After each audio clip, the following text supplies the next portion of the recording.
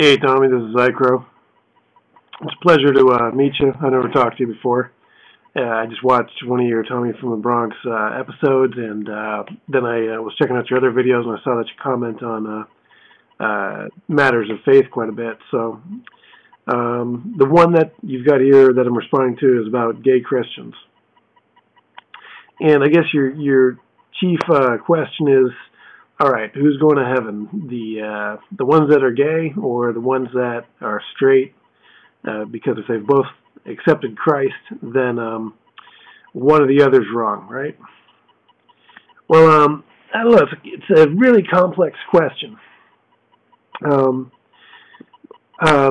but the thing is, if somebody has pledged their life to Christ and they build that relationship with Christ, they're born again, which they're saved, which is the central tenet of Christianity, is the necessity of salvation. Then their conscience will probably be changed, at least at the beginning. And they're going. I mean, before someone is saved, they will become conscious of the fact that there is sin and that there are things that are right and wrong. So the question is homosexuality wrong? Well, I mean, that certainly falls in the area of people's sexuality, and that's a pretty complex subject. I mean, even when it comes to studying sexuality, politics are involved. I mean, if you look in the 60s and 70s, there was a lot of Freud being used to explain why people would be homosexual. Electra and Oedipus and all that was thrown in there to try to figure it out. But then a new wave of thinking came along that said that any analysis of it or psychoanalysis of it is homophobic. So it's just to accept it. And then after that, about the mid-90s till now, the theory is that it's biologically based. There's that, but there's no proof for that. And even if there was proof for it, a lot of people say it wouldn't be good, because then you could say that these people were screwed up before they were born due to the mom's hormones being off, and etc. So we're gonna have to look for a cure for it now. And then there's people who say it's a choice, it's not a choice, etc. I don't know. I really don't think I'm in a position to make a qualified judgment on it, because even the experts debate it.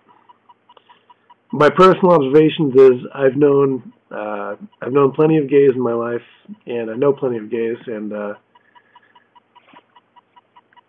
don't know. I mean, they're good people. They're just like anybody else. You've got 90% of them have anybody as a good people, and then you've got 10% that are assholes. I mean, they're definitely. I don't know. It's hard to say anything without stereotyping. They're just people. As far as whether someone's saved, are they still going to be a homosexual? Well, usually, I don't doubt. If someone says that they're saved, I'm just like, that's cool, that's great. I'm not in a position to doubt anyone's Christianity, and I don't think a Christian should doubt the claim of being born again of another Christian.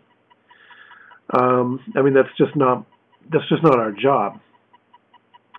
But what I would wonder, though, is that when a Christian is saved, and they get convicted of their sins, one of my sins, for example, a sin that every guy has, is of lust, right?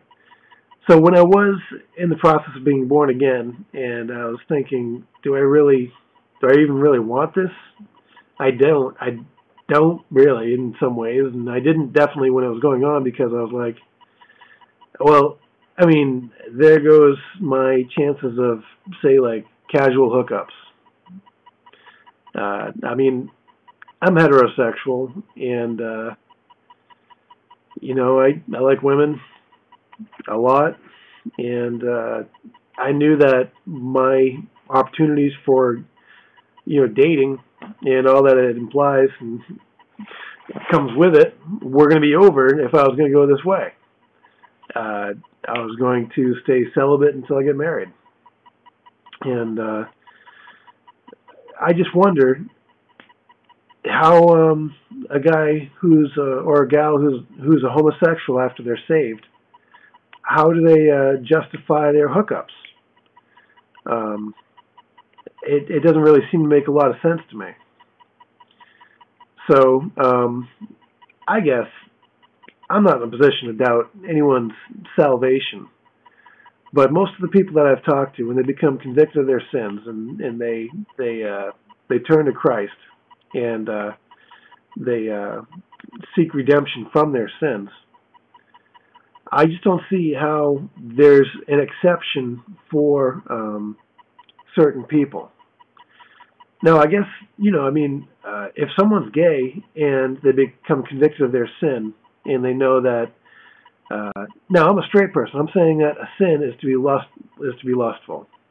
And so I do make a conscious effort to not, look on girls with explicit sexual thoughts going through my head.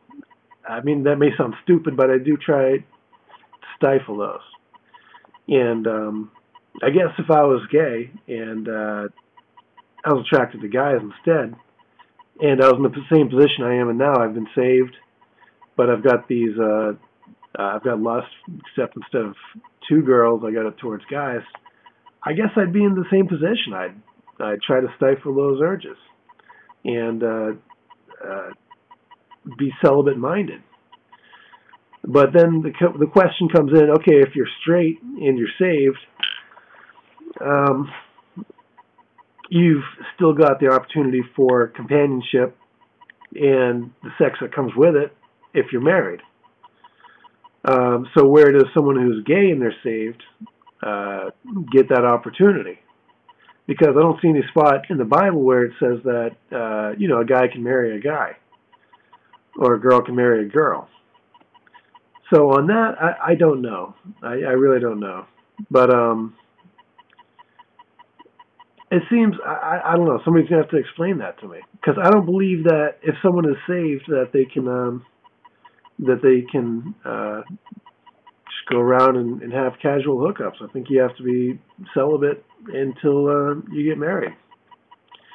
Anyway, man, it's a confusing topic, obviously, but so is the subject of human sexuality itself. And peace.